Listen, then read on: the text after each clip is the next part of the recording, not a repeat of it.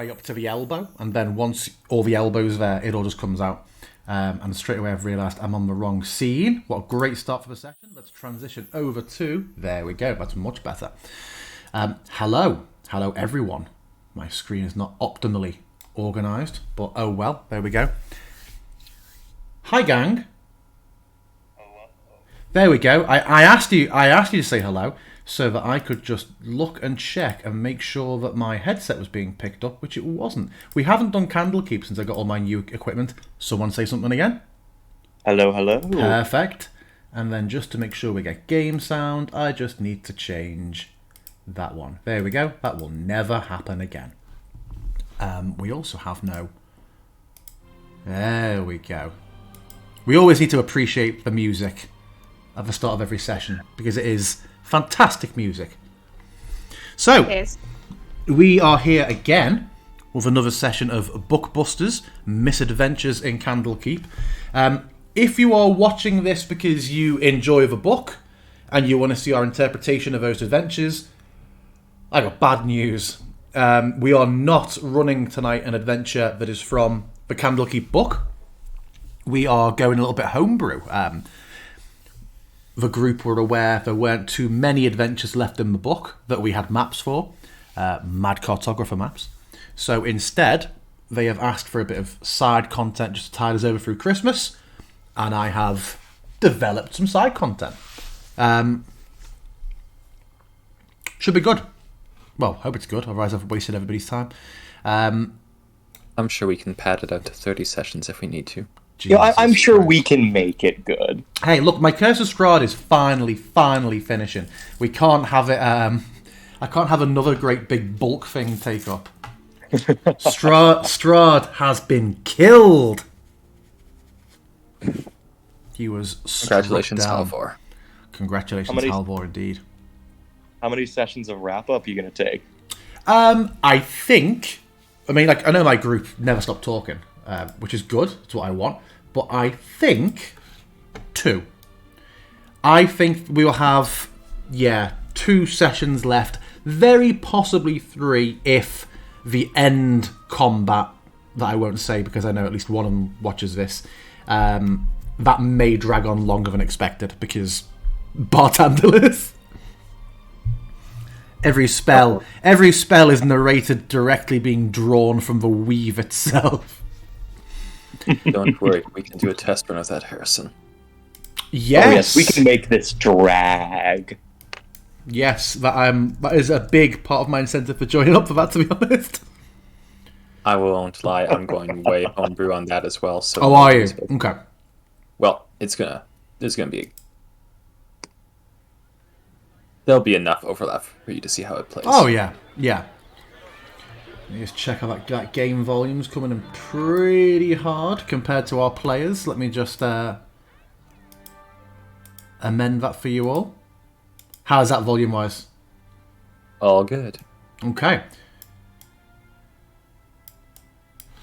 I'm doing a little bit more because, in fact, I keep forgetting with this super headset, I can turn it down as much as I want and have you all loud still. So last time, we had a nice psychological horror that everybody, would you say endured? Lived through. Something our viewers may not be able to appreciate, which I'll have to find out a way of sharing that with them if the group are happy, is the events of Shemshine's Cellar led to some fantastic roleplay in our Discord server. Talking through tensions and a bit of opposing ideologies and, I don't know if you'd call it conflict, but certainly a bit of a falling out between Precious and Varley. Do either of you want to summarise that sort of disagreement and its resolution for some sweet, sweet inspiration? This is on you, Chicha. Oh dear. Well, Valley was hoping to be able to apologize for some of the destruction that we caused in the cellar. And Precious, you had tried to apologize to one of the guests who was using the library, said that, there might be no sense in apologizing as some wounds weren't easy to close. And then what followed was some sort of strange discussion into Valley, help? The nature of grief and how people can cope with loss. Exactly. And how apologies can't heal wounds. And also responsibility for causing emotional wounds. And also loneliness. I think we established that we were both quite lonely people growing up. But I think in the end, our friendship survived, and that we both managed to trigger each other's insecurities and perhaps deep wounds. We came out of it stronger, maybe? Yes. Question mark? One of you gets inspiration, the other one gets a point of exhaustion. Emotional exhaustion. Oh no. We suffer from those every day, Harrison. This is nothing. So thank you. I have given inspiration to Varley and Precious. Oh, I see. Teamwork. So yes, you survived the horrifying experiences of the Firefly Cellar as a infectious musical curse spread around that drove people to near insanity until you managed to draw out the demon that had caused it and expunge it from this existence by means of dropping a very heavy statue on top of it. In line with the nursery rhyme from which it was defeated. On its destruction, the energy sort of went into an unassuming tome on the shelf, which appeared to be transformed into another copy of Shemshine's bedtime rhyme. Can you remember, or can someone remind me, what was done with that new copy of the book? Scribe Varnier was going to lock it away in the Ars Arcanum. Very good, very good. So, that was the Ars Arcanum we have access to. Yeah, that was a month ago. What do you think each of you had been up to in the last month?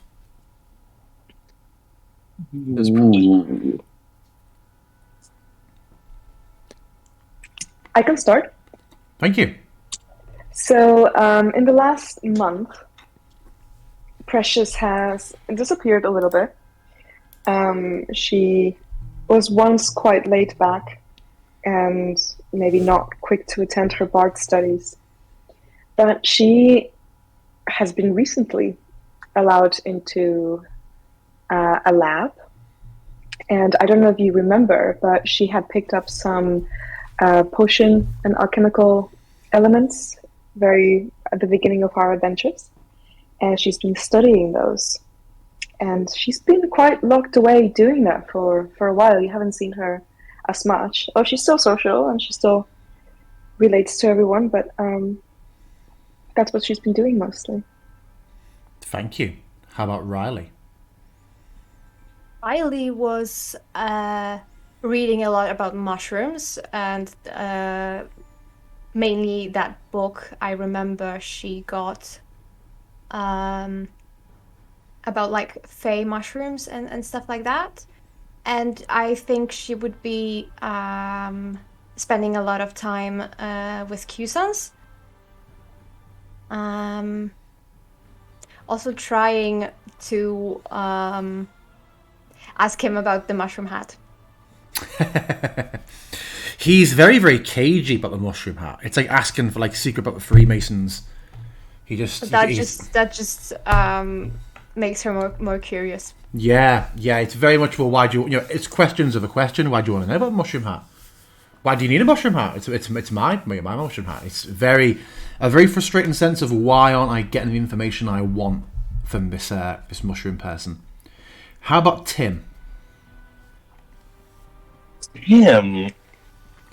Tim, I imagine, has not dealt well after the somewhat horrifying Shemshine experience.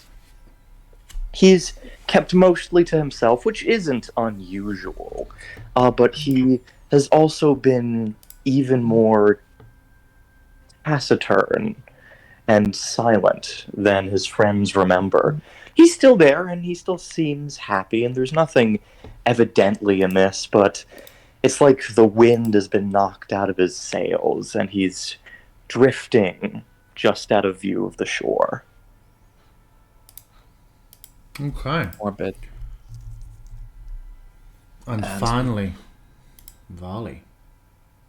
Vali has spent the last month continuing to keep up their studies, despite having a month of downtime. Their list of books to read has, if anything, only grown in perpetuity, as is life. They've been exercising a lot, and at some point during those routes sprinting around Candlekeep, they must have fallen ill for something, because today Vali and their player has a bit of a sore throat. Surely it's not contagious, though. Tiefling sicknesses are different from the sicknesses other people get, right? Right? Right? We'll see. Yet another plague episode. One piece of information I would give you is near the end of this month of downtime, Riley, you have been made very aware and have been visiting frequently that the egg is very close to hatching. Hell yeah. And that is where we are going to pick up this morning.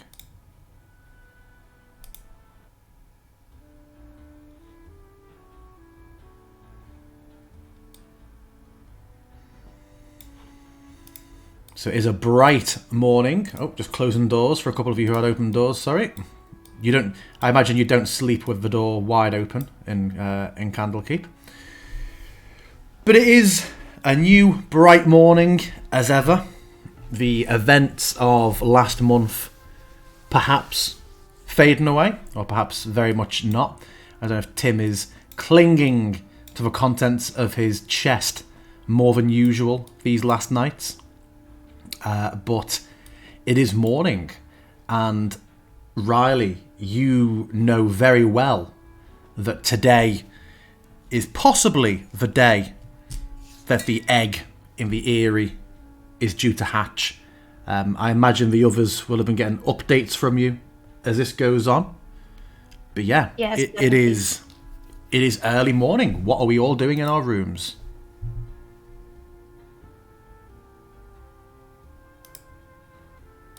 We'll start with... Oh, yeah, go on. Oh, yes. I would say that Tim is laconically reading through a pamphlet or book. It's on a subject of arcane magic and the applications of conjuration in the agriculture industry. It's as boring as it sounds, and for once he is as bored as anyone else would be. Okay. Has the music just stopped for anybody else? Oh, it looped very strangely for me. Okay, yeah. What were you up to this morning? Vali is lying face down on their bed, head buried in a pillow, as they're just regretting they didn't take the offer for extra tea last night at dinner. But hey, maybe there's tea outside in the kitchen.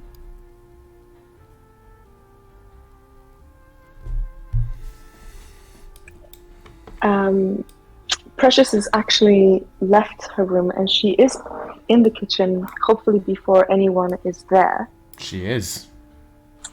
And she is grinding some spices.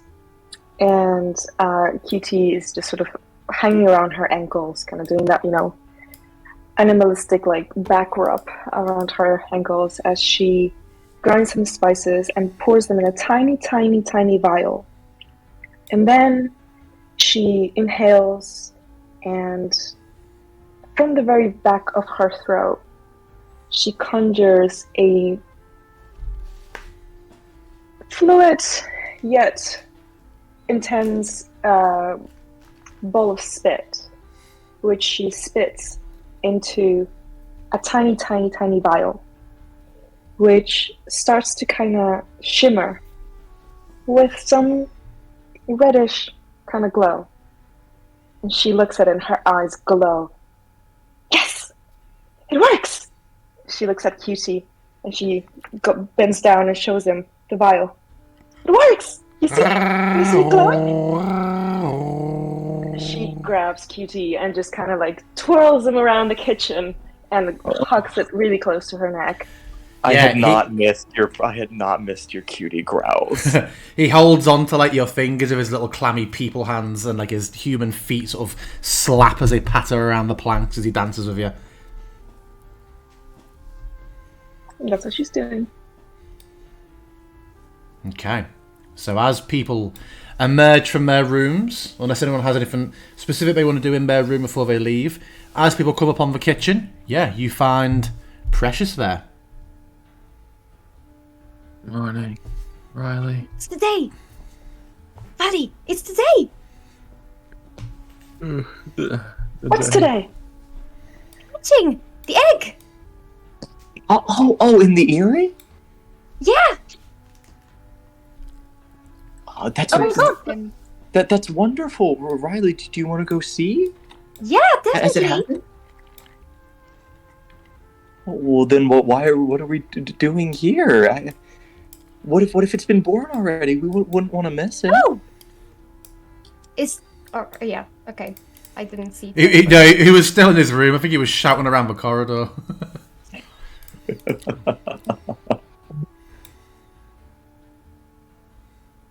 Let's go! Yes, are you two coming? Yeah, bye. Let's just take the tea to go. But the Yeah, water's who not cares even about boiled. breakfast? Let's go! To the Erie. I care about breakfast. Wait. Oh no. I've got a Guys. smoothie right here. If you, No, guys, she it's offers. okay. No. Okay, well, it really is really nutritious. I know it's green and looks like glub, but honestly, it's really good for you.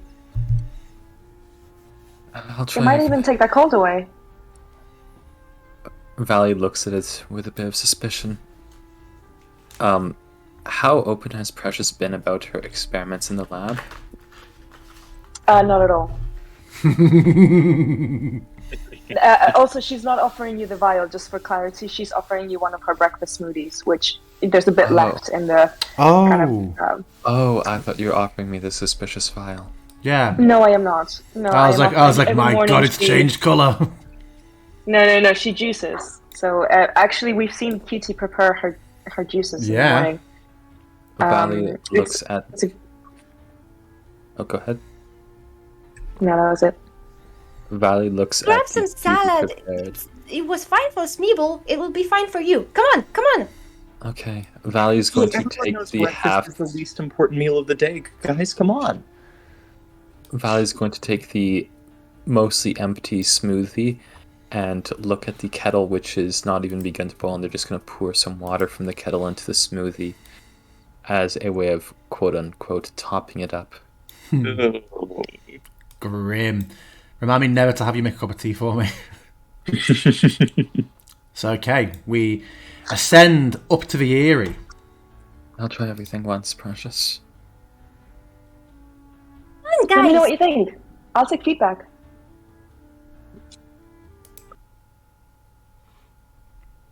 So, we ascend up. My sounds, for some reason, having stopped.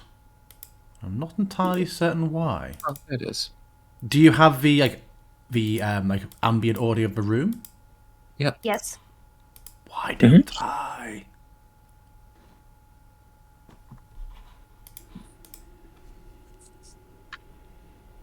Oh yeah, very honest, very strange. So yes, you find your way up to the Erie. Wind whipping in through the open sort of landing pads at the edge for those visitors who come and go from Candlekeep. And up here you have the breeding pair of griffins that reside at the top of Candlekeep. The male Tailwind and the female Tealwing. And you know that Riley has developed quite a bond with them ever since she drove off the creature that sadly destroyed and consumed their last egg a couple of months ago. I should have brought a blanket. Valley's going to Fully come up to hug the her arms tighter fence. and Hey guys. I think we have some sort of a latency issue between Varley and Riley. I feel like neither of them speak, and we may both speak at the same time each time.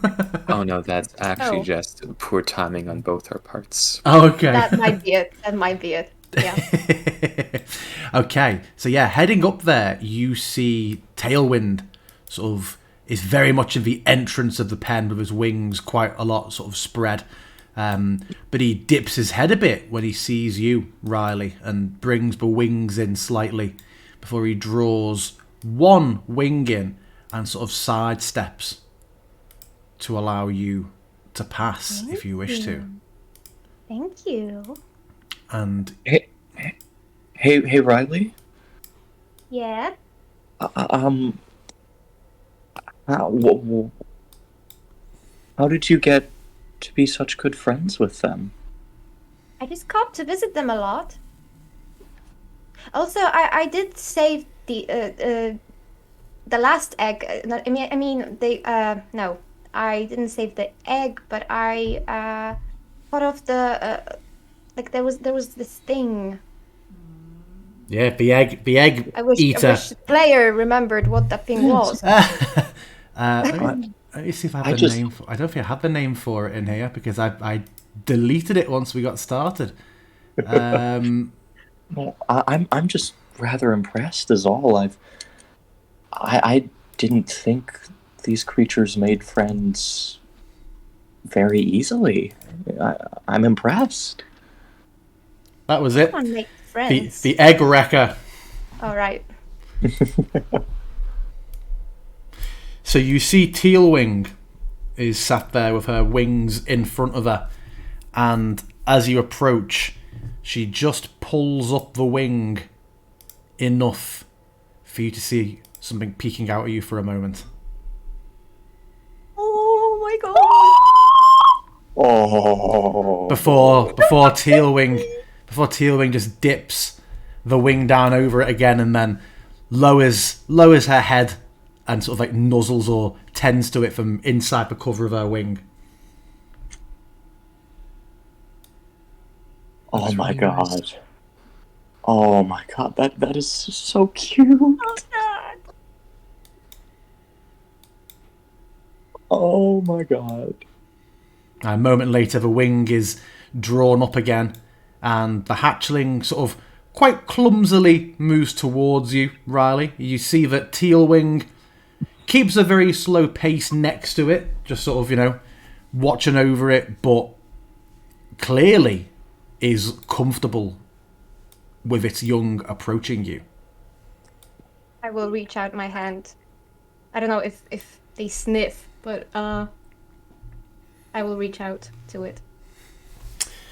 It gives a clearly playful, but definitely still a little bit painful sort of like nip of your... It's very much like a mouth and puppy, of a bit more timid. But it is clearly testing its beak out on your hands. Ouch! You're a playful one, are you? Careful, don't let them bite. Those beaks look pretty sharp. Sharp enough to puncture a hole in a ship, leaving people to be lost at sea. Yeah, but it's just a baby. It doesn't know what Molly, it's doing. that was depressing. Oh my god. It's just a little baby. Riley, can I come closer? It's just... How does God, which one was which? Tailwind, look. About Precious being near. Wary. Definitely moves in a little bit. Not outright aggressive, but definitely wants to sort of maintain a presence. They're not looking at you. They're not looking at the others with any sort of aggression, but just very much you're not getting in with those trainers. It's okay. It's okay. It's really cute. Do you think you get to name it? Oh. I don't know. I mean, I don't know. That would... That would be an honor. Would you want to stick with the tail motif? Well, it's Tealwing and Tailwind, so... Oh, that's not appropriate music.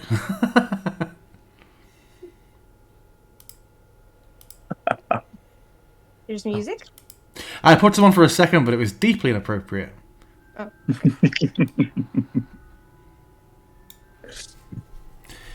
If you want to give it a name, I think you can, Riley.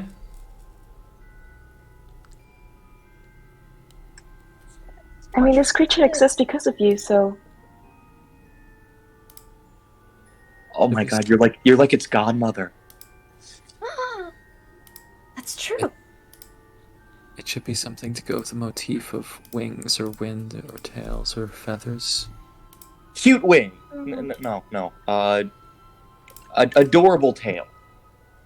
Adorable sound, Jesus. That doesn't sound like a very good name, Tim. Well, it's cute. And besides, naming things isn't my strong suit. We could stick with the theme of naming things cute. I'm looking at Precious and Cutie. Actually, maybe that wasn't such a good idea. Go with your heart, whatever it tells you. Clearly, you two already have a bond. Heartwing? No. Tealwing looks at you, Riley, expectantly.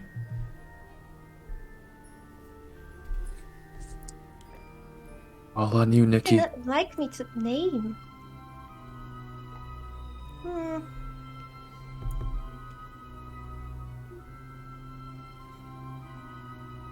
Oh. Should we call it placeholder for now? Yeah. That's too much responsibility to do on the spot. Some kind of placeholder. The bird. I love it. That's gonna stick, you know. I'll try to come up with something that matches the theme. Placeholder. So there you have placeholder in front of you, nipping and nibbling away, but very little, very friendly. How long do you remain up here? Holly's gonna actually stay a bit in the corner because they're a bit uncomfortable around these larger griffins, so they'll let Riley and Precious lead the way. Tim is absolutely inquisitive, pestering Riley with hails of questions like, "Oh, how old are they? When will they take flight? What does their diet need to be like?" All sorts of innocuous little things that ramble on and on. And Riley will very enthusiastically answer every one of them. Yeah. Tim gets a crash course in griffin care, physiology, all sorts. Feels good to learn again. So yeah. Dan, is there any other creature in this aviary? No. Fair enough. Just this breed and pair, and now their chick. Is there any food that Precious could use to maybe try to start a respectful relationship with Mr. Tailwing right here? Yeah, you saw that you came past like several barrels of like very fresh fruit and vegetables that is fed to the griffins on your way up the stairs. you know that you've heard Riley mention before that Tailwind in particular seems to be fond of mangoes. Yeah, I mean, who isn't? So she will try to feed Mr. Me, I'm allergic. Mr. Oh no, is Riley or Nikki? Nikki. That'd be Nikki. a very specific so character flaw. I cannot eat a mango. I'm so sad for you. But we in this fantasy land, she will toss a mango to Riley, and one try to bond with the really rather large animal in front of her. Make me a animal handling check, Precious. You can make it with advantage because the creatures are at ease with you being a companion of Riley. I think, to be fair, I should make that straight, because usually she might have disadvantage with animals, unless you want to waive that. That's good for me. I would say that Riley would also be like encouraging Tailwind to accept and just to not be wary. Yeah.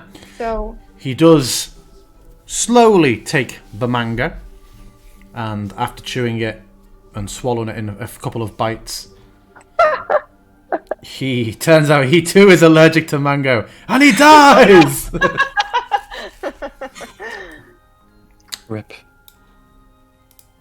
It's okay. Yeah. You don't have to be friends. I'm just confused. It's more of a snatch than a take-in, and he still seems very, very wary. We have the heightened instincts of having a newborn, like a chick nearby, so the food is quite brusquely snatched, and he starts to position himself in a bit more of a blocking the way in again, with the hatchling, with placeholder being closer. I understand and respect you. It's gonna stick. Placeholder is gonna stick. I know it. You think that Tailwind might like a smoothie better? Precious. I'm not sure. If it smells like me, then maybe not that much. She smiles nervously. I've always had this thing with animals, I just don't have the touch. Except for Cutie. Why are you guys so nervous? They're beautiful creatures. I'll be honest. Oh no, I like them. You were both saying a lot at once, and I don't think my brain processed either of it. Don't worry about it, Tim. Okay. They're just a bit, You ever look at something and see, oh, that beak could, crush your hand? Yeah, that's the cool part. Maybe this cold is playing with my mind. It is very windy. How long do you stay here for, folks? Vali's going to sneeze and into their sleeve, and you see some frost appear on their sleeve. Oh God. I imagine however long Riley would stay, Tim would stay slightly less. Forever. Yeah, Riley is she's doing great there, I mean, if given the opportunity, will you stay here the whole day, Riley? Probably. Okay. I think. Okay, bye, Nikki. It was good playing with you. Yeah. Good session, guys. Thank you. Oh, I knew I could make something that would last for a session. Does everybody else remain with her for the day, or would people have sort of drifted off after certain periods of time to do their own business? I think that Riley would at some point question that they're the only ones here. Like, where's I don't know, teachers? Where's QSAs? Yeah, staff would come by very occasionally to sort of remark on it or see, or to top up the water. Candlekeep is by no means abandoned today. Yeah, you do see people, and staff are aware that the griffin has hatched, and they're all very happy about it. And they say there's currently, but who knows what we'll call it. Vali's going to probably at one point slip off back to the dormitory rooms to try and brew some actual tea as opposed to this watered down smoothie, which turned out to be a rather bad idea. So, Vali, what do you think of the smoothie? It was smooth. It tastes. Oh, that's great, because it's really hard to do that when, I was thinking maybe at some point someone could invent something that spins really fast, like some knives that spin really quickly, because it's really hard to grind down all those things every day by hand. I hope you're enjoying it. It filled my stomach. I had food to eat, though I'm not sure it's the best for a cold. And Riley's going to sneeze a bit. It was... Yes, I had the smoothie. I love how like this whole campaign is just like a precursor for meal-related convenience. Precious inventing the Cloud of Daggers spell for making smoothies. It's just like, yeah! Just puts all their fruit on a table and it's like... I think I heard of a spell that could, like, make knives. Mm. Do you know that spell? No, no, not at all. I mean, I read it in a book and it sounds rather violent, so I don't know why... That's probably why no one here knows it. Or at least none of us four, but that might, if it can dice up a person, maybe it can dice up a fruit. I mean, I'm currently using my mage hand, and it works. It just takes a little bit of time, Yeah, I sometimes just wake up and hear you smashing the fruit really early in the day. Really early in the day. Oh, that's sometimes when I just haven't gone to sleep just yet. And then I prepare it so that it's there when I wake up. Preparing. At 4? Well, sometimes you need to harvest things at midnight. Anyway, it's just something, I don't know, lately I feel like I'm more awake during the night than during the day. That's probably because you're staying up too late. You should go to bed early. Sleep is apparently something that makes you feel better. Or so I've been told. I wouldn't know. I've not been getting much of it lately. Maybe I should Valley. Okay, let's get you downstairs and get you a hot, tea. Yeah, that'll be good. So, Varley heads down. Precious going with them. Does Tim remain up here? I imagine after about half an hour, 45 minutes, he'd start to run out of questions, and he'd start to, just start to get a little bit bored. Okay. And he'd be so Riley, you planning on staying here the whole day? I mean, is something more interesting happening anywhere else? That is a fair point. I'm tired a little bit, so I'm gonna go. But these guys are really, really cool, and I love that you think they're really cool because they're really cool. They are. They're really, really cool.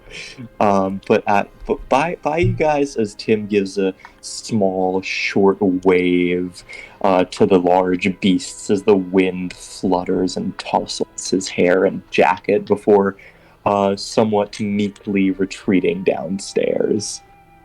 Oh, be sure to call me if you're getting attacked by any monsters again, okay? Okay. As Thanks. that is now being attacked by monsters is now very much on Tim's mind. How could you do this Thanks, to him? Riley. Oh. Suddenly landing on the pad. And don't worry, that's just I have that to hand because I have a compendium open. So yeah, you all return to your business of the day. You go about your own things. Evening begins to fall. If you are still here, Riley, you would see a couple of the staff come up and go to close the large doors, locking the eerie landing platforms for the night. Baby placeholder, very much tucked up underneath Tealwing's wing now. Do you head down at that point, or do you remain whilst they're sleeping for the night? Yeah, I would head down. Okay. Good night, you guys. See you tomorrow. Yeah. I feel like Riley is the fantasy version of a horse girl, and it's great. Yes. Wow. Yes, definitely.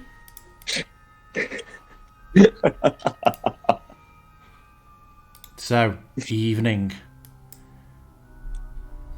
Evening begins to fall after your various activities. Where am I?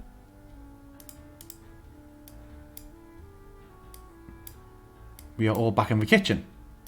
But the sun's going down a bit. And the time comes where each of you would typically, or perhaps not, based on what Precious just said, start to head to bed. It starts to get late. Is there anything that you would like to discuss with each other or amongst yourselves before you bed down for the night? I have to ask, does anyone know where all this tea is coming from? Because I've been going through like almost an entire pack of it every day, and there's still more tea. I don't know, but I'm glad for it. I spent the whole day on mangoes. You hear a muffled, It's my tea, that's why! You keep taking Smeeble's tea! Well, I've never been much of a tea guy anyway, as Tim sets down his cup and pushes it to the other side. Was I crazy, or was the tea in the communal cupboard? It was in the communal cupboard, right? door flings open. It's the only cupboard I can reach! Oh. But you can have some. I take some every day from Herbology Lab. Professor Corson's private stash. I'll pretend I didn't hear that. Smeeble, are you stealing? I would not steal. It is fresh, it is natural, it belongs to... If it goes from the earth, it belongs to all. That's my type of guy. Why did Smeeble just kind of turn into Nelson Mandela? I have no idea. I have no idea what happened then. Oh no. Yes, Smeeble says nothing else and closes the door. Wait, Oh, thank God he's gone. Okay, we're good. We're good. Is everyone's heads okay? No mushrooms growing? Oh, no, Unfortunately. my itchy. Riley, I worry about you. I don't know, sometimes my head just itches a bit. I also I worry that I'm not going to find out how Q-Sons is doing it. Well, He's been so cagey about it. It must be something really cool. Do you want to sneak in and maybe break into his lab and just, figure it out? Okay. Well, no. If It's why okay, Tim, not? we can play about it later. It's probably private for a reason. Yeah, I know going places But we you should. heard what Smeeble said. I try. The and mushrooms tune are out fresh. They're what good. Listen, I know. What about your quest for knowledge, Tim? Oh, I love knowledge. Knowledge is great, but also, going places where we shouldn't have hasn't gone super well in the past. Practical research is a big part of gaining knowledge, isn't it? It led us to a freaky library dungeon basement with a rhyme and a statue. Haven't you gained experience from that? No, we're doing milestone. That's how I was Damn always it, there. Harrison. That's how I was always there, Tim. That wasn't. But we didn't have to be there and see the shusha. I don't want to say it, but you know what I'm talking about. Oh my God! I still remember the Hey! rhyme. Just a quick reminder, Tim, that you promised you wouldn't be rude to QT anymore. At least not until we find out what he is. No, you're right. You're right. I have a rational fear of things that can murder me, and I feel like Cutie could. I'm not trying to be mean. Oh, he absolutely could. No question about it. Yeah, But he's no, going to. it's great. Wait, could you say that one more time, Precious?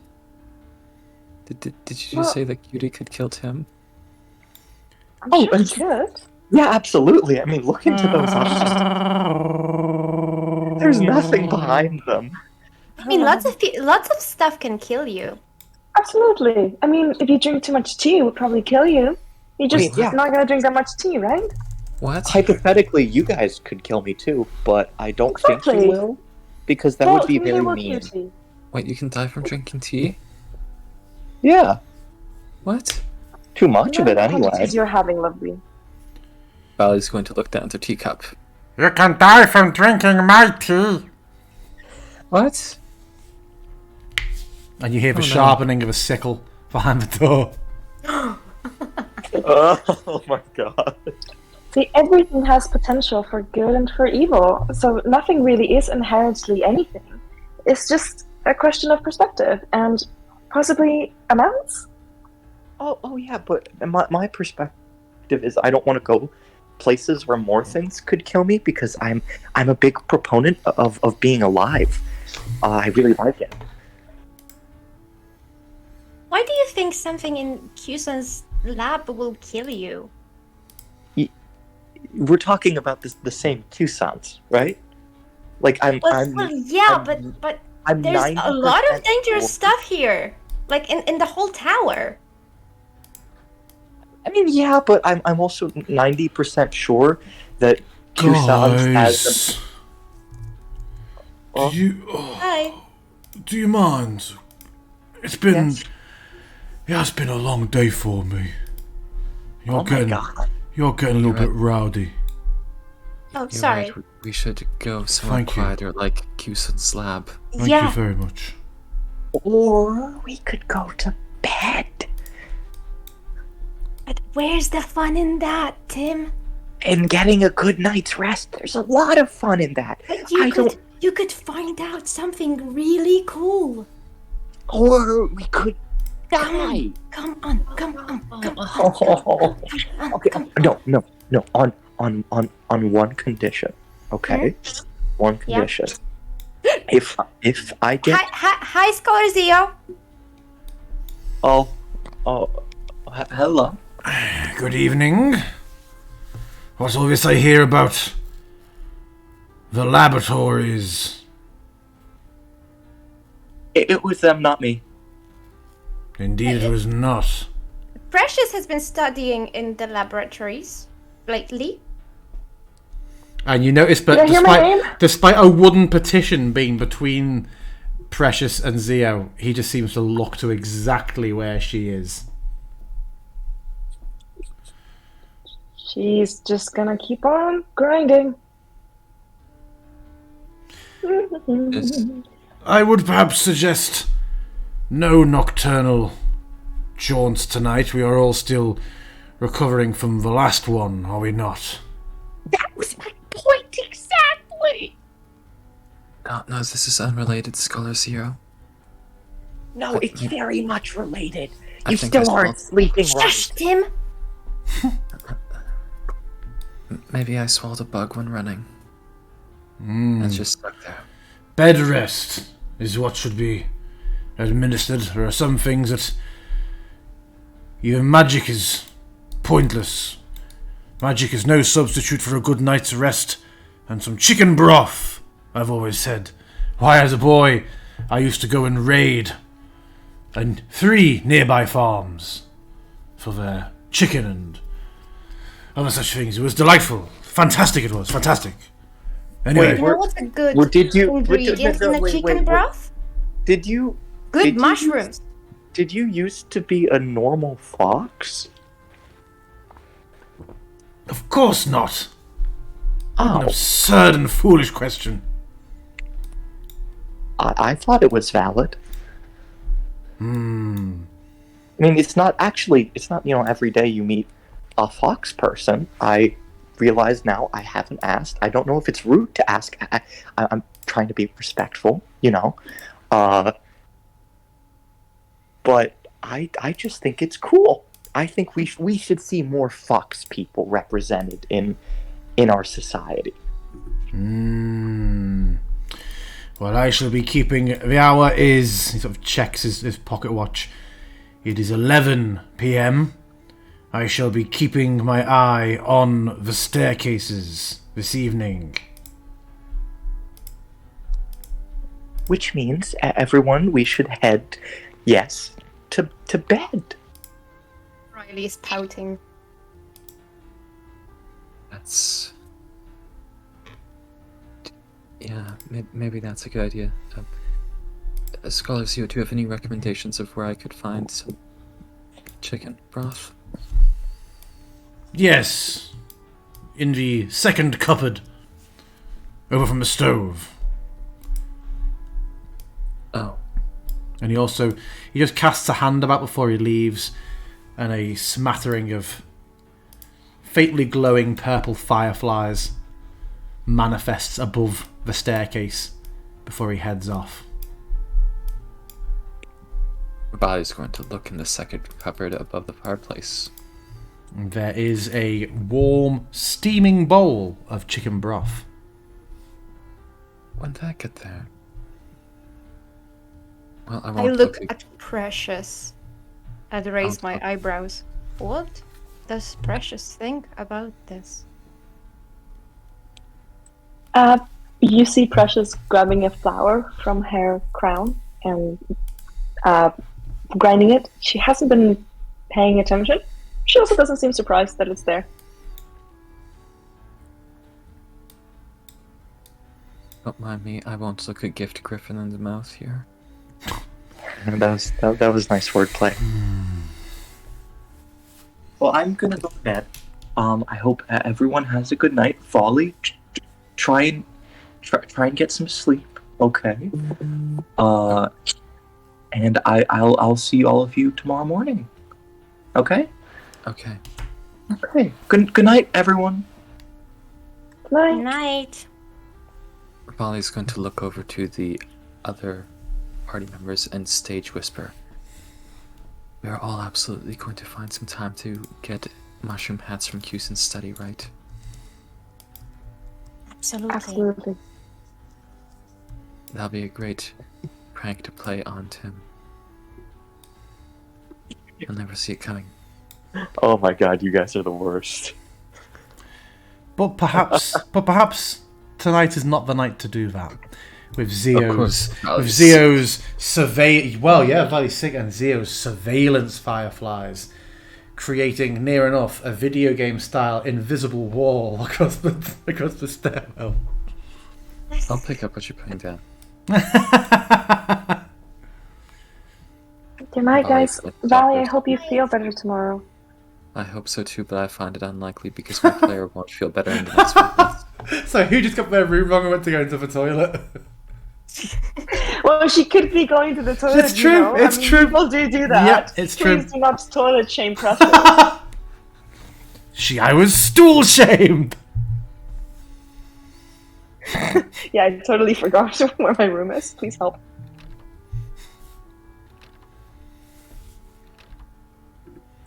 DM, have you locked Precious in the toilet? Yes. Okay. Okay. So, is anybody doing anything before we bed down for the night? Nope. Ham is, as he gets back into his room, he looks about at the slightly messy area, and that sort of nervous but heartfelt smile fades from his face as he rather somberly goes and inters himself in his covers. And before he falls to bed, there's just a slight tremor in his hands as his mind reflects on the perils of Shemshine that have not quite left his thoughts. Not yet. And then he sleeps. Yes, go ahead. Oh, no, you go first. No, I was done. Vali sleeps like an absolute log, and some of their infernal heritage just ends up manifesting where they are actually covered in a bit of a light frost from their cold. Unlike people who just have a fever, Vali has like the opposite of a fever. A cold. Okay. So, Before we go sleep, Precious is going to prepare the spice herb mixture into the tiny vials, but this time empty. And into she's got a little small bag where it can be held. These vials are tiny. And then she's going to take a book from her night table. And this book has an eye on the cover. And she opens it. She very, very excitedly writes down, "I did it! It worked! It worked!" And a big smiley face, surrounded by hearts. "You guys are the best." Closes the book, puts it back, and just cuddles Cutie to sleep with a huge smile on her face. Vali is actually going to get up in the middle of the night and go to Tim's room, which I actually don't recall. It's this one, right? I'm the basement dweller, yeah. Oh, there we go. Tim. Vali's gonna knock on the door. Tim. No, Mom. Let me sleep, okay? Tim. No. Oh, yeah. Yes. As Tim staggers to his feet and creaks open the door. What is it? You know that one magic thing you had that makes you feel better? That little amulet? I do, yeah. I've still been working on it, trying to split it up. What about it? Maybe that might help to make me feel better. Oh. Unless you broke it. I don't think I did, but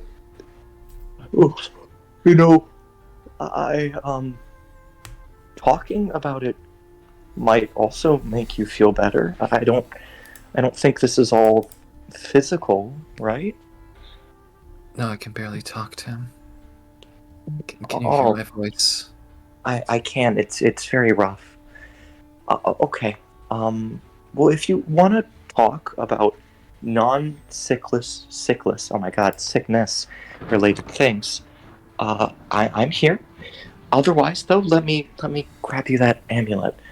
As Tim goes to the corner of his room and rifles through a small pile of notes and odds and ends before procuring that small silver amulet and handing it over to Volley. I hope it makes you feel better. Thanks. Maybe it will if it just makes me a bit more hearty and I won't feel as sick. Thank you, Tim. And Valley's going to give you a thumbs up, trying to keep you a bit at arm's reach and not Oh no, Tim is Tim's arms are half out for a hug. It's like, okay. As he returns the thumbs up. There's even a bit of frost in Valley's hair. A bit of what? Frost. Ice. Chill.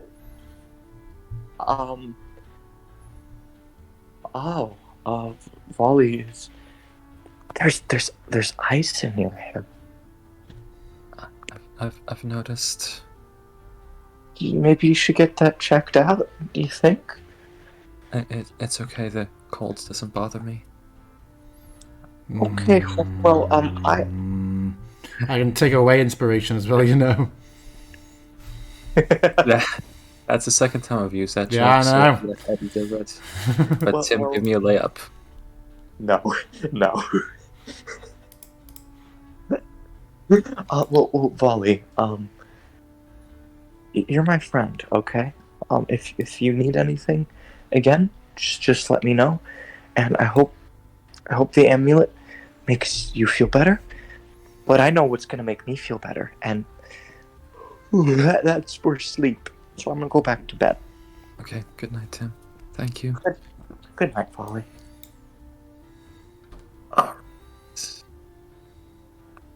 And Vali is going to go back to their own room and hope that this amulet of health will actually help them feel better. Okay. So, back to sleep. Is that in my inventory, or should I just add it myself? Oh, let's see who had it in theirs. Right click, send to player, Varley, send item. Trade request has come through, received, it has gone from Tim's inventory, it should be in Varley's now. It is, thank you. Excellent. So, back to sleep you all go.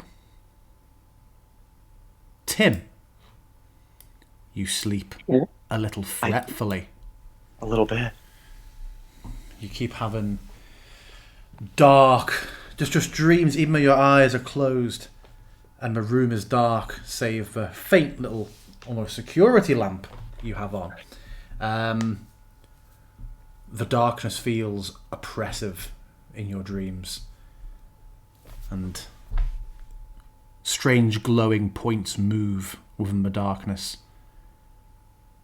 And after a while of trying to navigate your way through it, there's just a horrible, crushing sensation of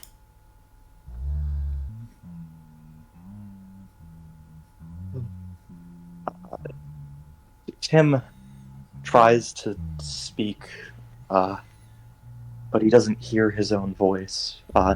He tries speaking louder and louder until he's screaming, but he can't even feel the reverberations in his throat. And so he falls silent. And this cacophony just continues and continues until suddenly you snap up awake in a sweat and you hear a large collision or scraping, a tearing through the wall, like something is trying to tear into your room. Not that you know this, a moment later, Precious, you're woken up by a sudden sound as something heavy collides with the window of your bedroom. Doesn't shatter it, but there's just a large thump. Cutie leaps straight off you in that sort of fully in the air cat fashion, and you hear something scratch against the wall. A moment later, Varley, you have the same. There's a few moments of silence, and then again, just collisions that hit the wall. Something big and heavy is hitting the walls of Candlekeep. As soon as he's woken up, Tim's eyes are inflamed with panic. His glasses bolted onto his face as he begins to channel and conjure a desperate element of magic, fueling the power within him, and his eyes darting around trying to make sense of the situation. Riley, lacking an exterior wall, sleeps soundly. Oh, Yeah. fuck off. Varley heads over to the window. Remind me what their dark vision is. 60 feet. Okay. Maybe perception check. Alright.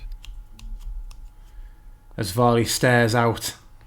Sorry, that should be at disadvantage because it is dark. Okay. Looking outside into the dark, they see nothing.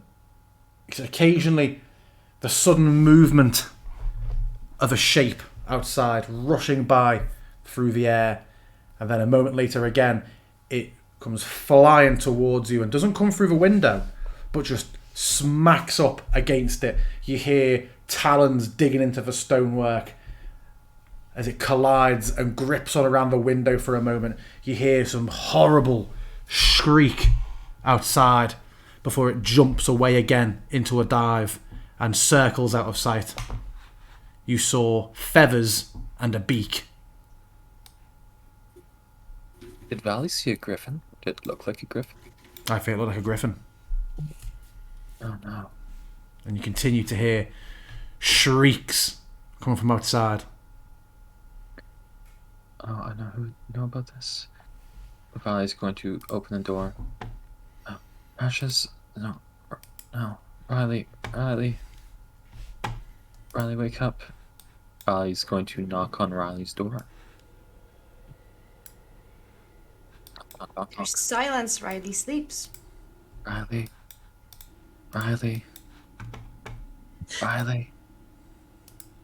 Riley's gonna keep knocking on the door. Eventually, Riley, you can awake. What's going on? Riley? Did you do anything with the griffins? There's a bunch of griffins outside making noises. What are you talking about? Did you hear them too, Precious? What are they? Did you see anything? I just heard like a big noise against the window. I saw feathers and a beak and talons. I haven't heard anything. That's Come here, come see out.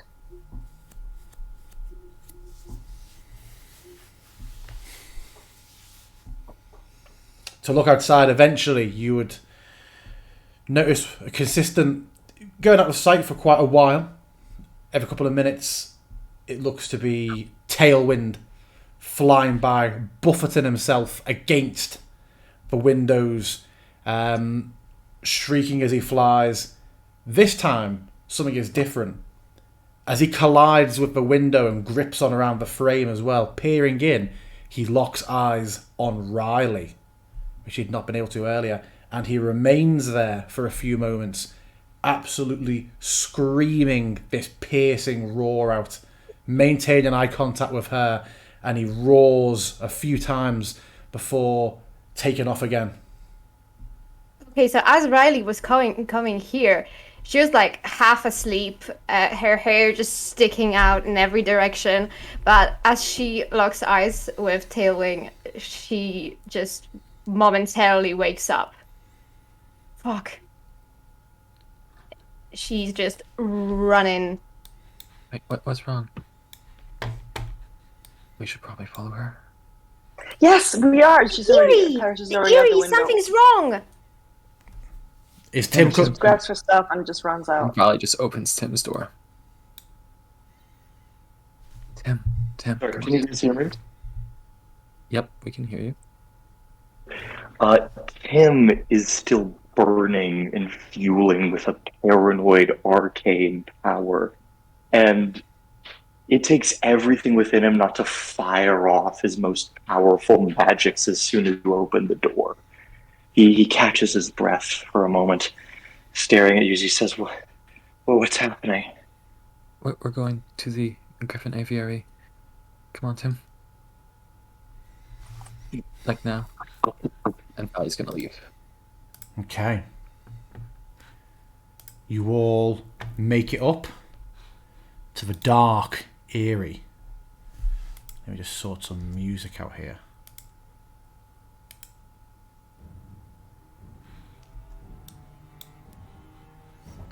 It is pitch black. Your first thought is that you can hear and feel the rush of wind.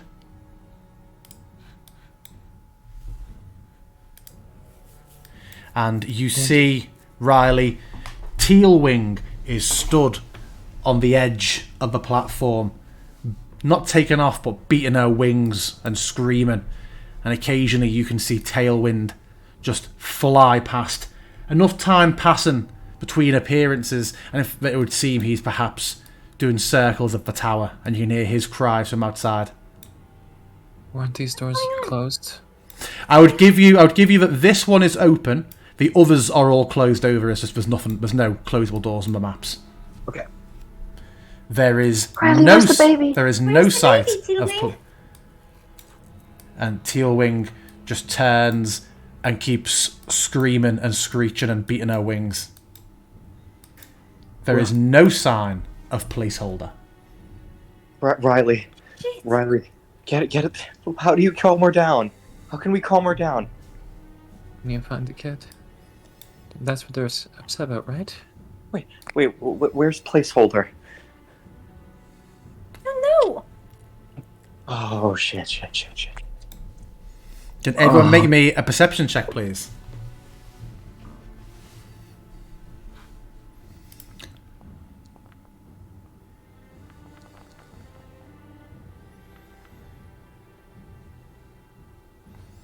You remember with disadvantage at night time? Ooh, that's right. Oh. I'm gonna keep it and use my as inspiration. Oh, okay, yeah. Precious. As people are looking around, you notice just an unfamiliar. It just stands out to you. Some sort of metal on the floor here, and as you inspect it, you see there is almost. Well, I'd say you would recognise what a grappling hook looks like. There is a grappling hook tucked around the corner of where the wall meets the landing pad. And I can imagine a rope all the way down. You do see rope comfort. It's quite a heavy duty grappling hook, with enough sort of shaft to it that even to someone without sort of mechanical knowledge, it would seem likely this has been fired from something as opposed to thrown up. And you see that there is a unique design to the hook itself. It's clearly been quite finely crafted. Someone climbed up here. They used this. They must have stolen a placeholder. Why would they steal a... Why would they steal a baby?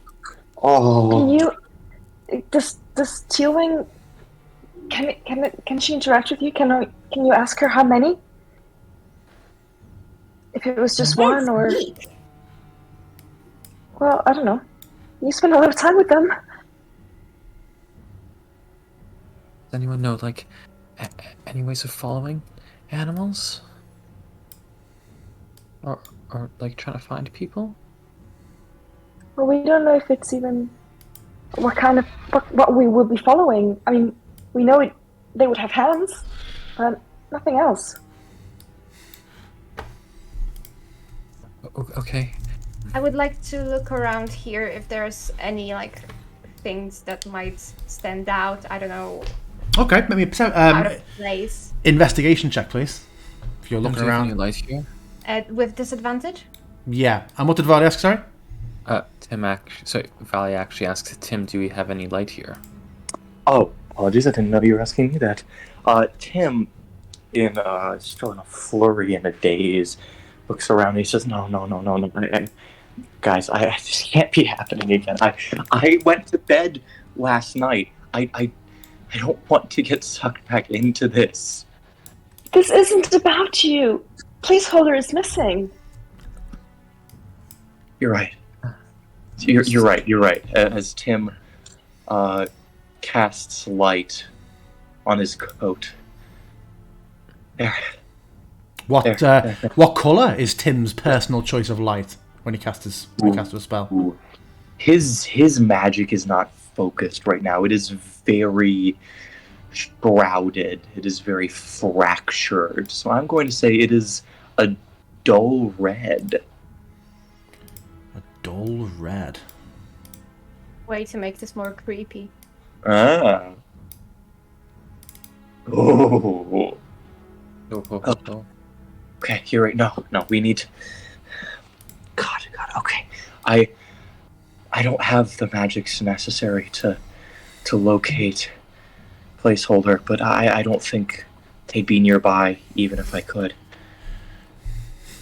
Riley, you do find something.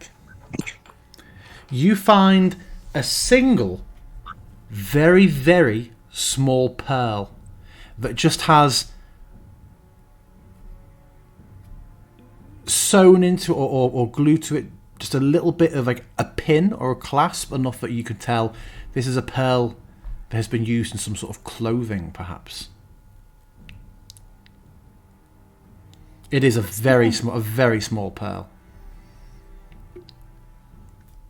It's not a lot. It's something to go on. Look. Oh. Can you recall anyone wearing something like that? I don't think it'd be anyone from here. They've come from outside. If not, they wouldn't have needed the hook. They could have just, come down and disappeared. Unless they were from inside and they want to take the hook up because Scarzio put the wards on here to make sure we wouldn't sneak away at night. But that hook looks like it was part that this must have been like a plans or something, right? I would look down. Do I see anything? I guess not, because it's dark. But yeah, you've got that hook is of a large and impressive design. But what's attached to it just seems to be regular rope, and it trails down beyond the point where you can see into the dark. Do we want to climb down it? We should. Yeah. Oh, I'm not very good at climbing.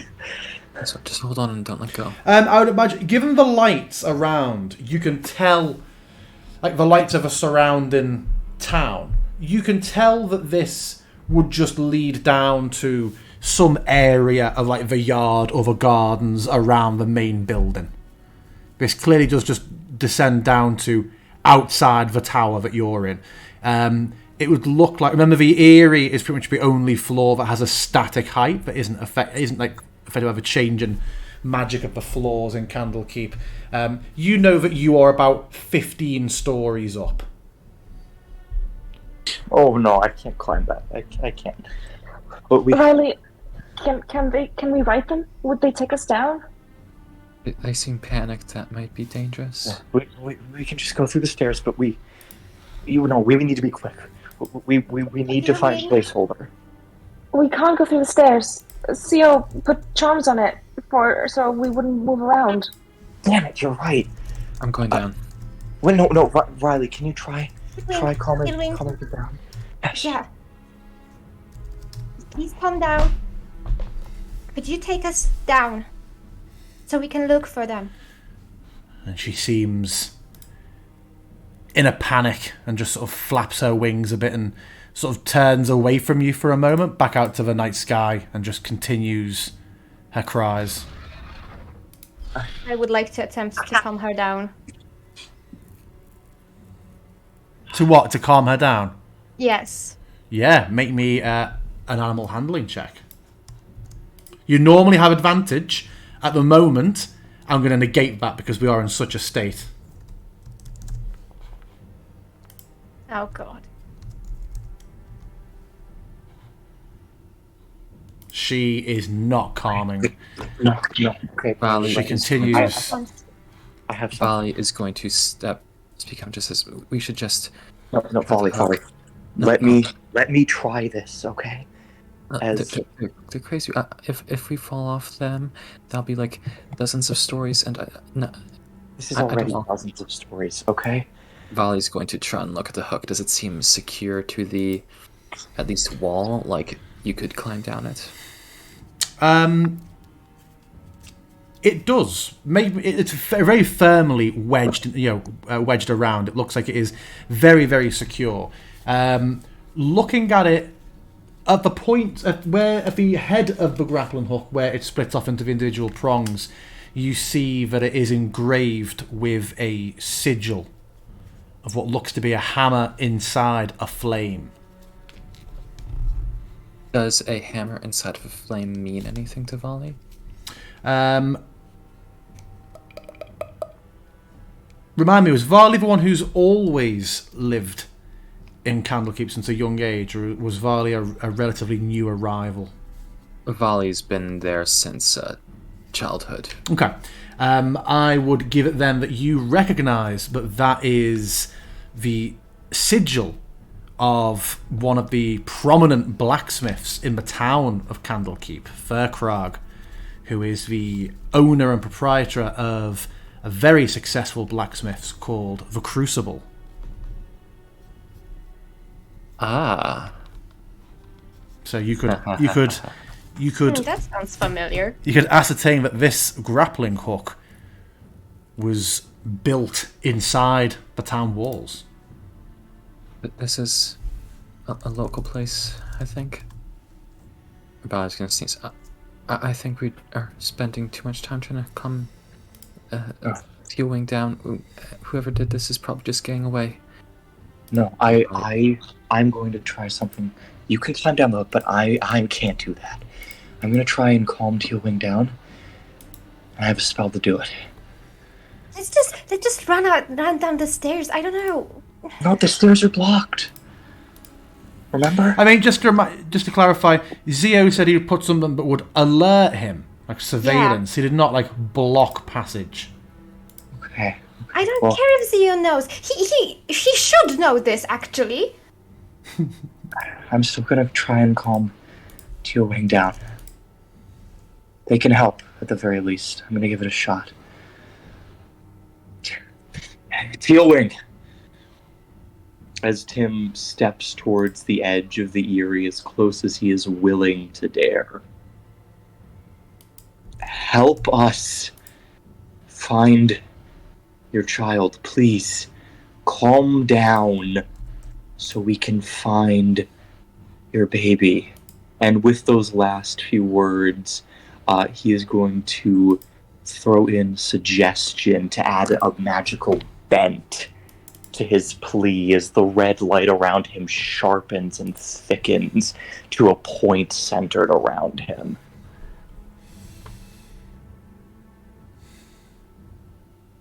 Please.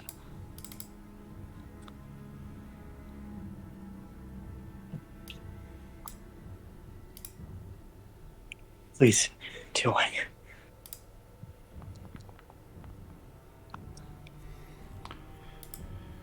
She seems to calm slightly. The eyes still look to be deeply troubled, but the wings do dip.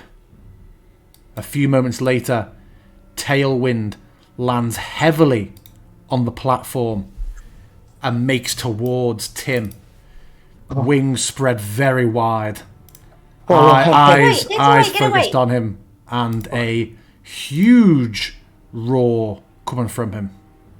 Tim is stumbling back. It's okay. Hey, I'm a friend.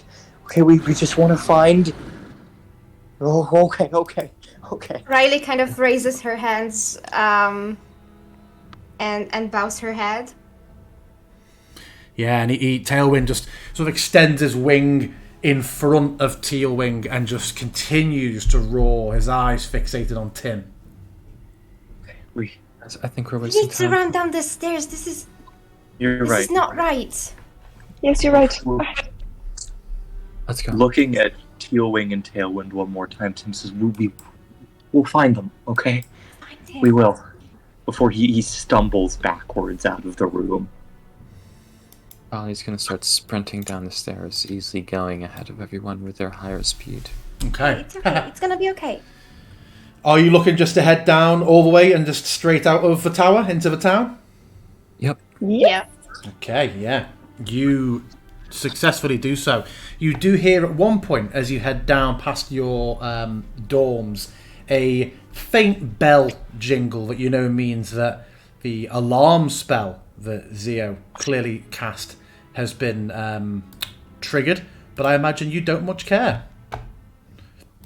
This ain't about us. Riley certainly doesn't. Valley doesn't care either.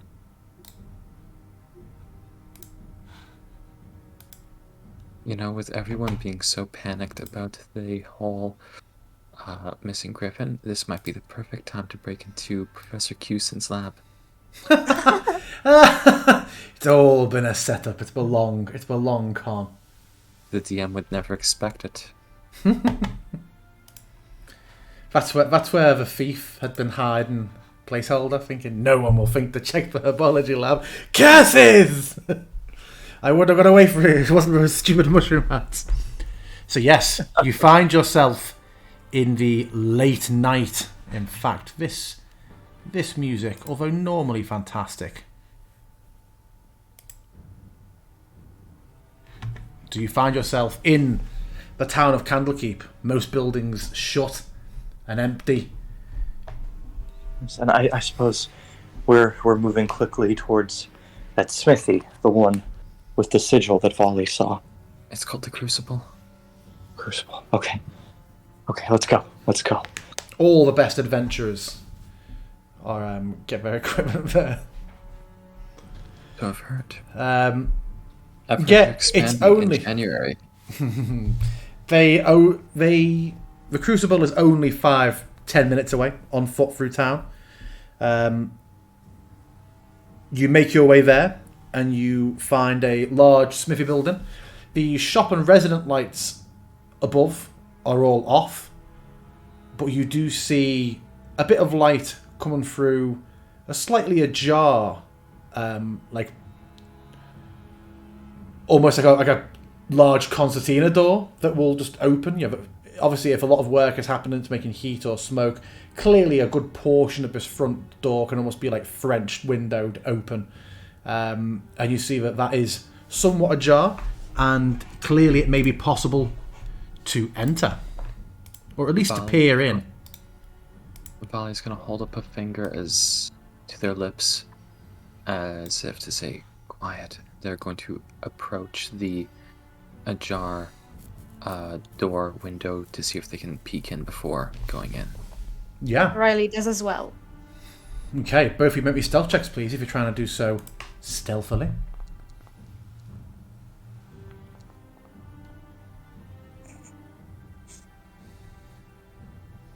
Okay. Varley, you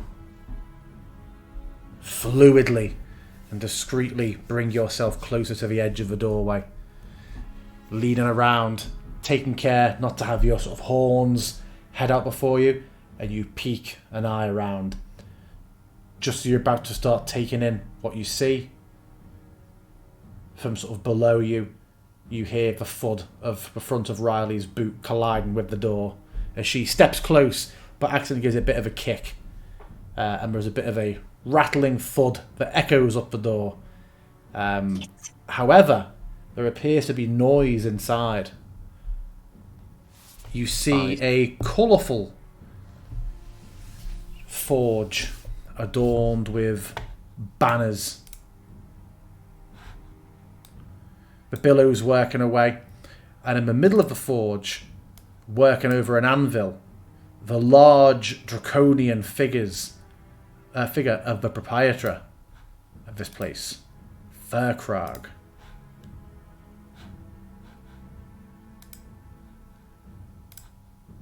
Ooh, nice.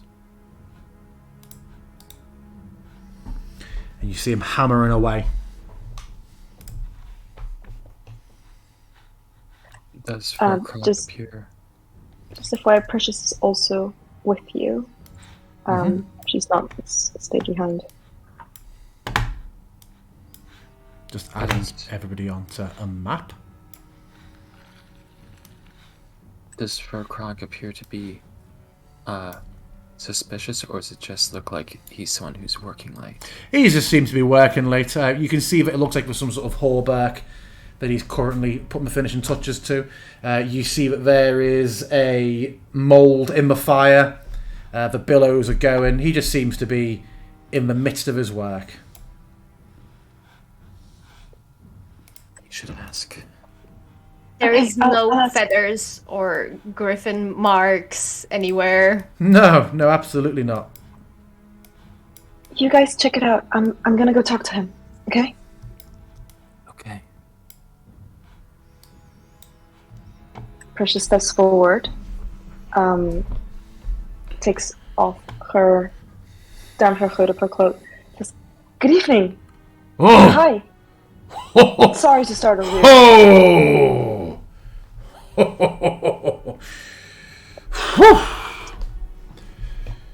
Precious smiles, imitating the sort of like creating that empathetic connection of we are in the same mood. And she smiles and she says, "I'm so sorry to startle you. I know it's late." It's fine. I jumped out of my scales for a moment. You well? This is a late hour.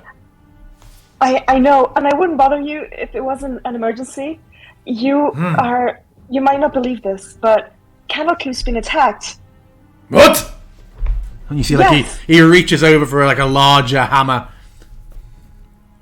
No, it's okay. Something was stolen.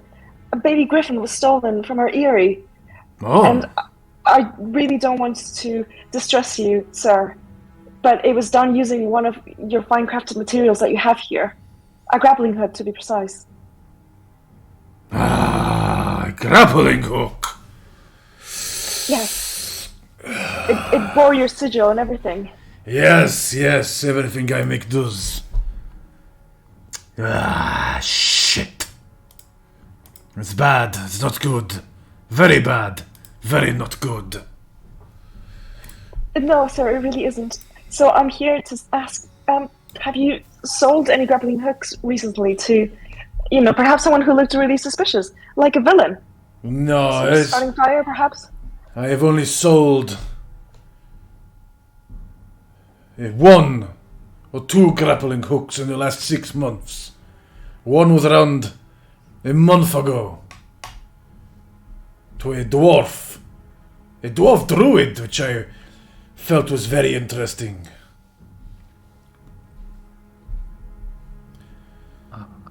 What did the dwarf druid look like? Did he say what he wanted the hook for?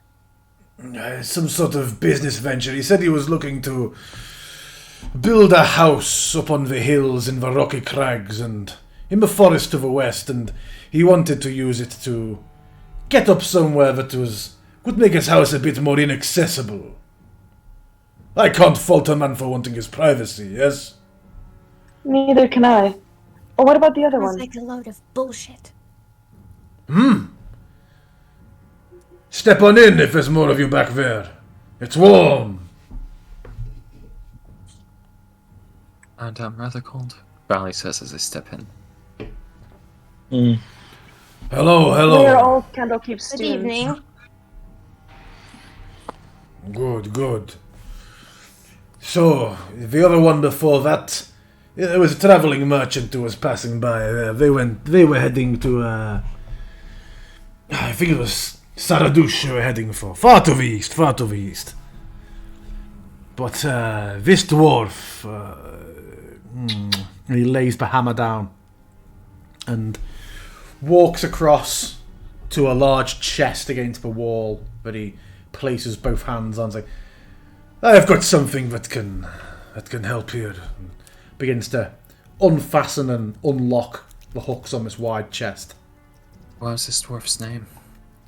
And that is exactly, as he opens it and pulls out this, what looks like a large ledger, exactly what I am seeking for you now. He sort of begins to leaf through. Yes, no.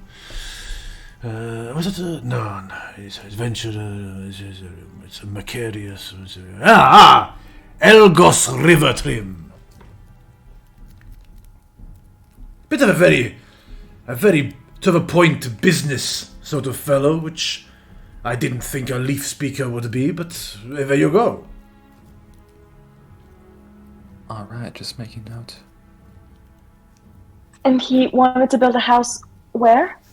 You mentioned some sort of crag? He said about 2 days away in the forests to the west of here. He travelled here to stock up on supplies. But this business was 1 month and 3-4 days ago.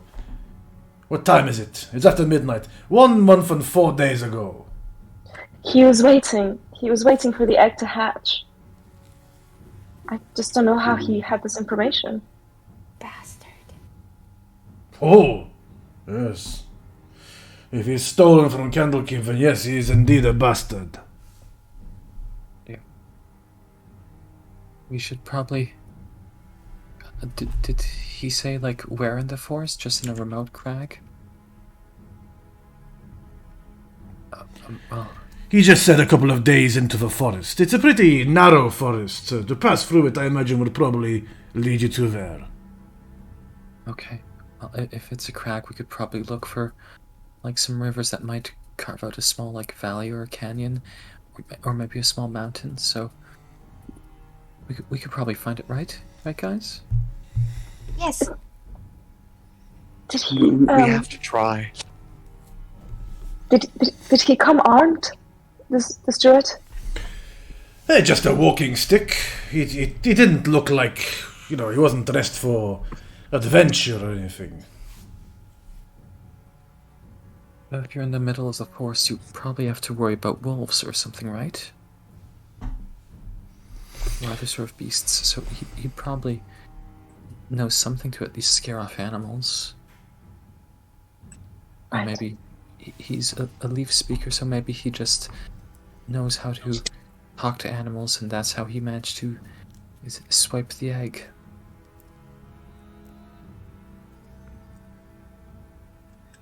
That might be it.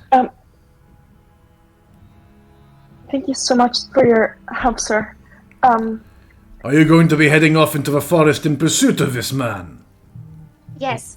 We'll probably need some Do you torches. There we go. Do you have equipment? Do you have tents? Do you have supplies? Do you have rations? You look like you have fled your bedrooms in your pajamas. Precious is in her pajamas, yes.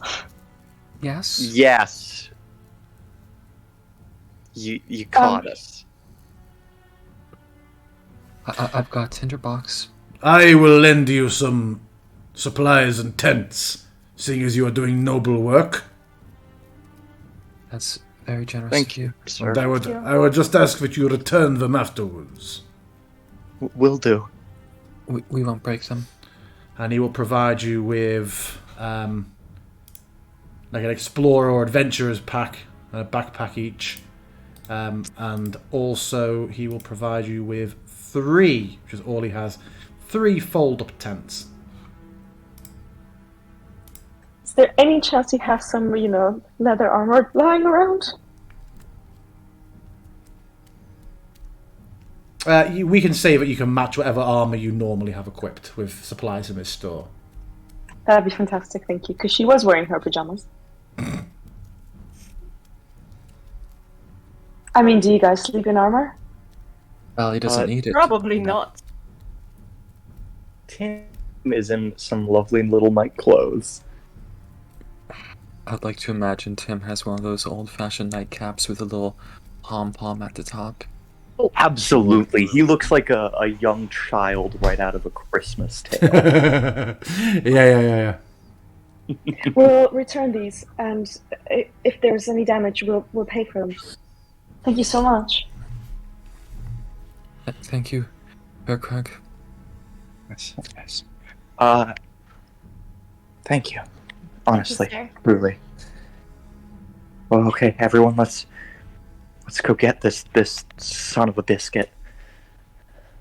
Yes, Don't insult biscuits. biscuits are good. You're right. Let's get this bitch. Wait, what? That's a bad word. He's a bad Exactly. person. It's because I'm mad at him. Let's kick his ass and So you're heading- and other things. So you're heading straight off into the west, into a forest in pursuit, yeah? Yes, but before we leave, Precious will say to the wonderful dragonborn that I can't remember the name. Sir, it is likely that there'll be some of our professors looking for us. Feel free to tell them where we've gone, and tell them the same that we might get into trouble, and it'd be good for them to know where we are. Thank you. Of course, I will head up there in a few moments and inform one of the doormen. Appreciate it. And she sends her nicest, warmest smile. Okay. Yeah. So, we are leaving the keep of Candlekeep. Oh my god. We are fully leaving. Holy shit. Fully leaving the adventure. Richard! You head off from the town, walking across the plains of their winding road, and you have to leave the road to get towards this forest. There is no road through it, and you have a good 20 or 30 minutes where you are just walking across wet grass towards this wide autumnal forest that grows closer and closer until it's filling your entire horizon as you approach. There is no sign of light behind it. You are just going to be entering a dark forest. Valley's going to use her tinderbox to light the torch as they get off the road. I think this is the farthest I've ever been from Candlekeep. I was waiting for if I take one more step. I was fighting the urge to reference it. I love the meme that is Frodo and Sam in like the finale of Mount Doom, where he's like, "Mr. Frodo," and Frodo looks just like despaired and exhausted. Like, "Sam, please no. If I take one more step from home," I just love the implication that their entire adventure has just been, "If I take one more step, if I take one more step," and Frodo's just like broken from it. You reach the edge of the tree line. You are going to be heading into the dark forest. Who is leading? What is the marching order? Not Tim. Tim is third. He is a confident third.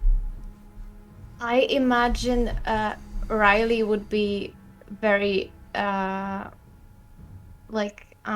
she would be very speeding up to the front, but she doesn't really know where she's going. So I can hardly say she's leading. Are you just generally trying to keep, because you've heard of it's to the west, are you essentially trying to make your reference for direction be the opposite way that Candlekeep is behind us? Yeah. Okay. Make me a survival check, please, Riley, for leading the way. Oh, the rolls today. Ooh. Okay. You are all aware, as time goes on, after an hour or two, of two things. Firstly, you're all a bit tired. We're not talking exhaustion, but a full night's sleep has not been had by anyone. Secondly, it is very, very slowly starting to get a little light, which is somewhat reassuring, as the sounds gradually change from just the oppressive silence, the occasional nighttime bird, and the terrifying barks and screams of foxes out of nowhere, sometimes seeming to be from much closer than you would have been comfortable with, Tim. But the light does start to come up, and as that silvery sort of twilight plays off the autumnal oranges and browns of the trees above, you start to see different sights. You know, the occasional dart of a rabbit across, like, it's not a path, but, you know, from between the trees, or a rabbit runs. Riley, at one point, you do see just a quick glimpse of a deer bounding away between trees in the distance, and it would seem that daytime is dawning. And with that, the gradual warmth starts to creep in. Tim, sorry, you were saying? Oh yeah, I was just about to say, guys, I don't know how much longer I can go on. I'm pretty tapped. Maybe we should take a breather here. He said a couple of days into the forest, there's no way we're gonna make it without a rest, so... Right. Might as well be now, right? I suppose so. Okay, well... Do you just drop down here where you were marching for the trees, or do you try to press on to find a clearing or shelter or something like that? Tim is ready to drop. A shelter would be good, Tim. Just somewhere off the road, maybe away from animals. Yeah. You're right. You're right. Let's press on just a little bit longer. Okay. Oh, okay. As he'll begin to beleagueredly continue to step forward along the shaded forest trail. Let's just try and find a clearing. And Precious is gonna use her mage hand to lift 5 pounds off Tim's backpack, providing very minor but hopefully noticeable comfort. Tim isn't aware of the change. He's far too... He's unaware of what's causing the change, I should say. He's far too tired to notice that, but his step does feel a bit lighter. He is moving just that little bit quicker, and he seems that much more at ease.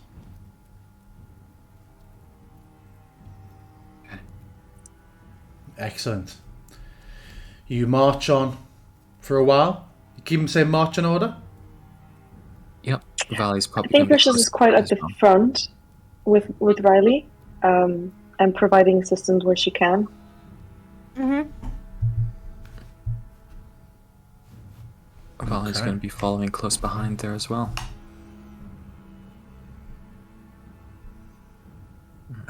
Tim's here, but tired. Eventually, there is a change.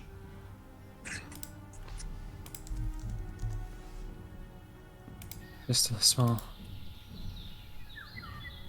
First clearing we see, we should just take a breather. And Valley sneezes again. Agreed.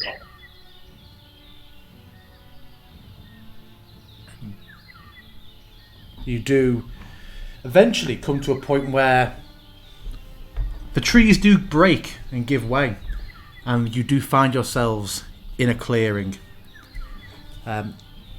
It looks like to be a bright day. Oh, that's okay. It looks like it's going to be, a good day today. A bright, crisp autumn. Looking across this clearing, That's beautiful. You are not alone. The following sight is playing out before you. You can see that there is some sort of noose or snare, like a trapper's snare, on the floor, which is common enough, I imagine people mistaking it. Hunting is a necessary reality.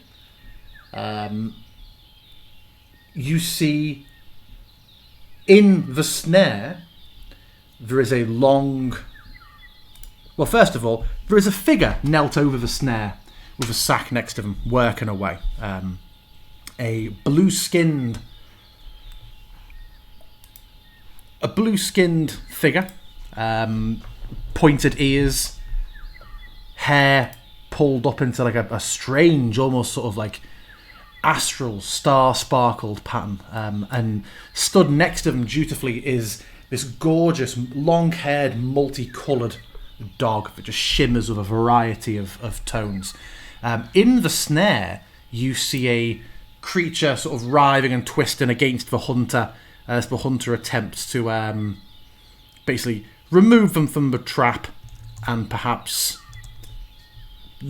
finish them off as necessary as a hunter would. Let me just try and find that art for you, because I do not seem to have it where I thought I did. Give me one moment there, please.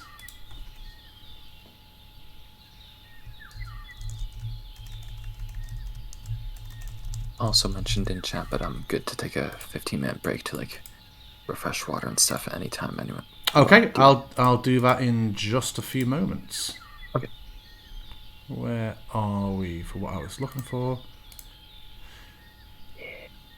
There we go. Yes, you see the creature in the trap is...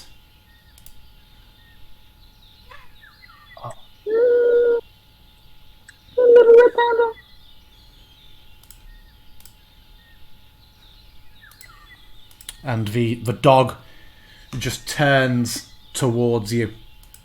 And a moment later, whilst they're working away, the hunter sort of looks over their shoulder and sees you all and gives a smile and calls out to you all with a cheery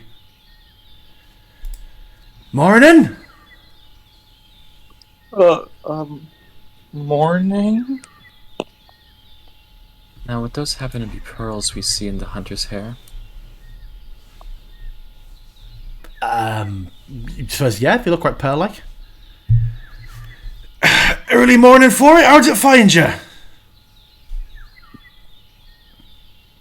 We're just looking for a place to And a placeholder. Are you all seeing this? The place. Are we all seeing the same thing? Yeah. What? Well, if you're looking for a place to rest, then is clearance as good as any, or there's a river a bit more to the west. Hey, you. And as they're talking, they're like just quite happen to bring just like a hunter's knife up their pocket. You know, the panda sort of writhing a little bit more against him, and sort of like she tries to just put her hand on it to steady it for a moment. But as she continues talking to you, it's like, you've started a bit early. I'm sorry, I can't help but notice, but your hair is very nice. Are those pearls in your hair? I don't know if they're actually pearls or just some sort of little pretty stone sort of thing, but I get them in market. Hey, did you take our placeholder? Would that pearl that I found, would it only be attachable to clothing, or would it be suitable for hair as well? It looks like it could be anchored in hair, maybe. Sus. Hi, ma'am. I'm extremely sorry, but That's no worry. Why you be sorry? It's a bright early morning. I'm sorry about what I'm about to do and say to Oh? you. We're looking for someone, and our only clue is a pearl, almost like the ones you have on your hair, you see. So I'm just gonna straight ask you, where were you last night? Where was I last night? I was here. In the forest? Why, in my lodge. Uh-huh. I'm a gameskeeper. In the forest? Yeah. You keep these me? Can I insight? Yeah, me an inside check. You were not anywhere around Candlekeep last night? As she insight checks it. No, I'm not anywhere around Candlekeep. And she just straightens up for a second. And then everyone roll initiative as she reaches for a crossbow. Oh boy. And we'll take a 15-minute break. Oh fuck! So we will take. So I was gonna damn it, that was too fast. I would have used unsettling words. If she would have done anything weird, I would have used that. But that would have come to down to initiative anyway. Yeah, going to, because obviously you've called her on something. She wants to react. It's basically quicker. Whoever draws first out of the two of you. So that's what initiative will be for. We're the fastest. Okay. Exactly. So it's 5 past. Did you say you'd appreciate 15 minutes skid today, did you, Mac? Or 10 minutes. That's fine. I just said 15 minutes because we've done 15 before. Okay, let's take 15, and we'll come back here at 20 past. All right, see you guys then. Okay, bye-bye. Here.